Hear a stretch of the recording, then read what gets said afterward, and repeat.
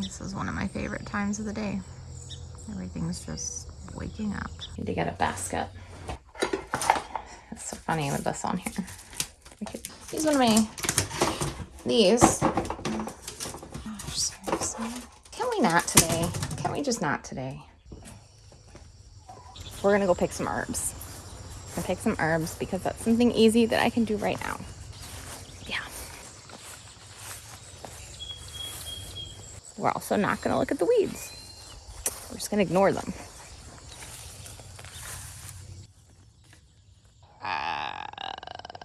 They're in there.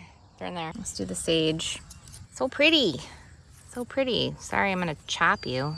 Gosh, so mean. Oh, it smells so good. Smell that.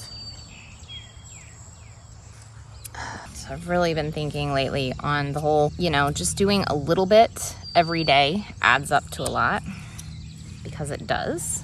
And how it's probably better than doing a whole lot one day and then doing nothing the next day. But I've also been thinking about how bad I am at it. I'm so bad at it. For whatever reason, I am very much a do everything or nothing person. Like, I want to obsess over something. I want to do one thing to the exclusion of all other things until I'm done with that and then move on to the next thing. And it's not a good way to live.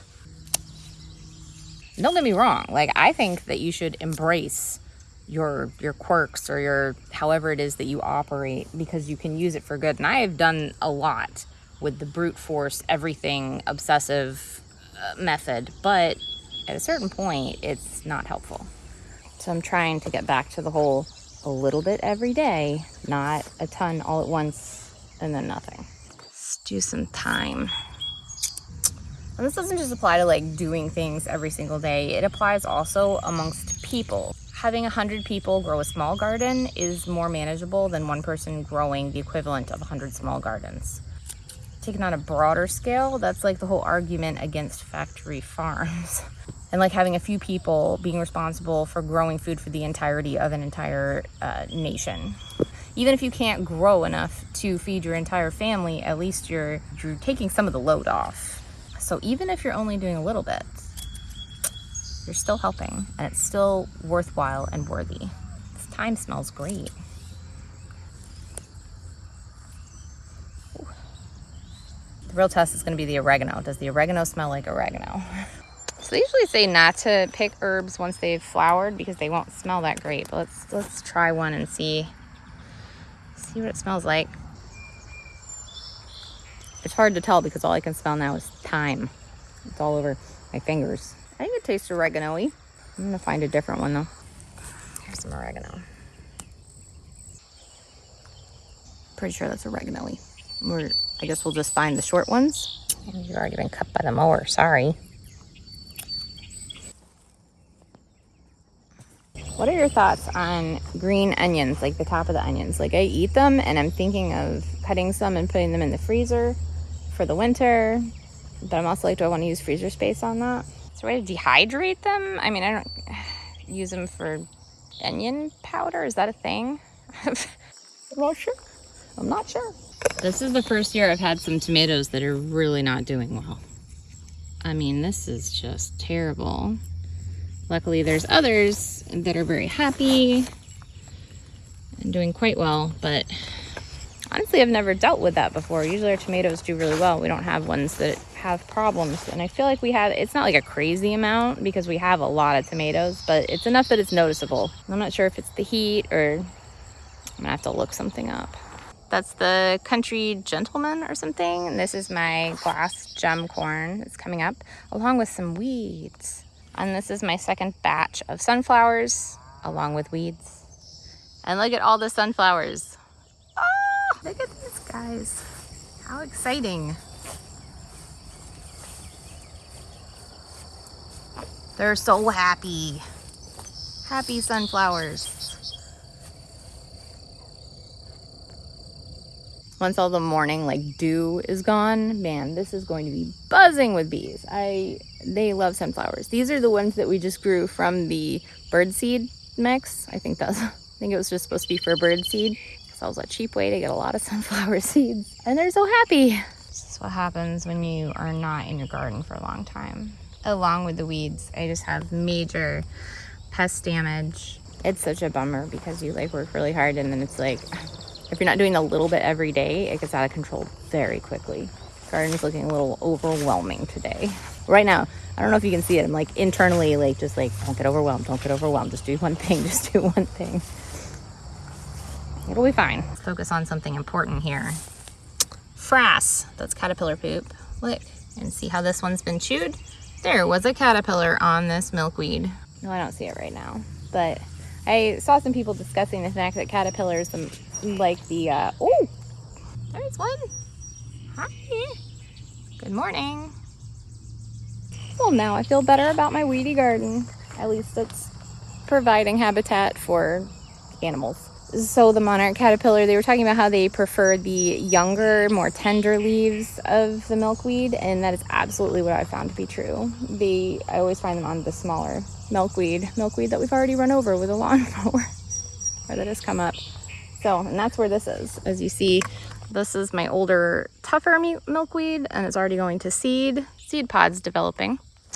And then this was obviously chopped down and then came back up. Remember that if you're gonna plant common milkweed, like you're gonna have common milkweed for a while. And here's this guy just munching on it. Very exciting. Looks like I also have a little bit of volunteer dill going to seed. Doesn't it look like fireworks? Just reminds me of fireworks. So this example, I had this all pretty well weeded, and now it's back to weedy weed mess. You can tell that next year the emphasis, the focus in the garden is going to be on weed mats or some type of weed suppression. Even though I feel like we've tried everything, what we haven't tried is nice weed mats. So we'll see if that's in the budget. Every single year you improve a little bit. That's the great thing about a garden. You can't do everything all at once, right? You have to do a little bit each day, a little bit in increments. You have to come out and tend to the garden every day or it gets out of control. You can't do all your weeding one day and then just be like, well, I'm done. It doesn't work like that. And then even over the years, you can't just plant a garden your first year and be like, it's perfect. No, you get better every single year. And a lot of times you're forced to wait. I'm going to be forced to wait till the next year to change things. So it forces you to make those smaller adjustments. You can learn a lot from a garden. Learn a lot of lessons out here. I feel like I was trying to rein in my kind of more obsessive all or nothing personality. And I will say, even though it is a complete weedy mess, it's my weedy mess and I love it. Look at these cute little ones. Those are cute. I got some big, huge ones. This is worrisome. I think this might be from the squash vine borer. That is, if the squash bugs are here, we're done with squash. So, oh gosh, how devastating. I'm not saying that's exactly what it is, but every year it's kind of just a race against the squash bugs. Get out your squash, see how fast you can collect squash from them, and then they all just deflate, and you're like, oh well. And I know there's things you can do to try to fight them off, and I've read all that stuff, but you see the state of my garden right now. we're just racing against time. I might try starting some more though, because I heard that if you maybe start some more later, that they're done eating all your squash. I don't know how true that is. But for right now, I'm sure there's like 600 million crookneck squash in there, so. Favorite part of the garden right now. I really hope they don't get to my pumpkins. Look at them, they're just like taking over. I am here for it. I feel like we've entered the wild part of the garden, the part where everything is out of control growing. We're almost about to be in the there's too much to harvest part of the garden. It's very overwhelming. You start off so small and you're like, yay, my garden. And then you're like, oh my gosh, my garden. Like, this pumpkin looks like it's gonna eat us. Oh my gosh, I think I found my first baby green bean here. A baby green bean. I feel like I've been checking these things every day looking for a green bean, and that's the first one I've seen. So basically, after being absent from the garden while tending to other things in life, because there's a lot of life, I realized that it would be beneficial to me if I could figure out a way. I wish everything just fit into little time slots and be like, I do this much with the kids every day, I do this much with the garden every day, I do this much with work every day, I do this much with whatever every day. And I can write it out in a planner and it makes sense, but at the same time, it doesn't always work out that way because sometimes parts of your life require more time than they do in other times. So basically, I'm going to give myself grace. I'm still going to try to do a little bit each day, but also know that right now, work, okay, we had to spend a lot of time on work, and now I can step back from that and spend more time in the garden. And what I really need to prioritize is I would like to spend more time with my kids right now. So I'm going to be doing that, and hopefully the garden won't completely blow up in my face. We're just going to roll, and it's fine. It's fine. How is your garden doing? Let me know. Is it at the weedy, overwhelming jungle stage? Or have you actually figured out a way to keep the weeds down? And if you have, let me know what is working for you. And other than that, I'm gonna go drink more coffee and see if the kids are up, which I'm sure they are. Okay. Another one.